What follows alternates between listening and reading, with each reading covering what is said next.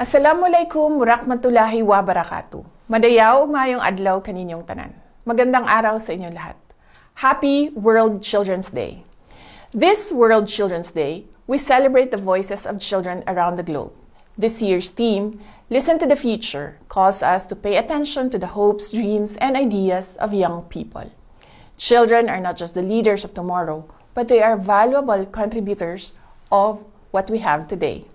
As we listen, let us amplify their voices, recognizing that every child has the right to express themselves and be heard.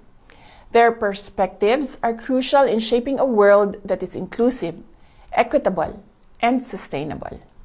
Naway tayo ay kumilos para sa kapakanan ng ating mga kabataan at ng mundong kanilang mamanahin.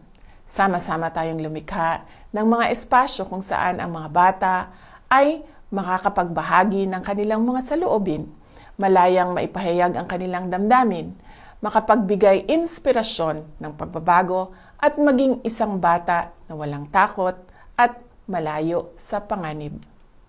Muli, Happy World Children's Day, and together, let's listen to the future.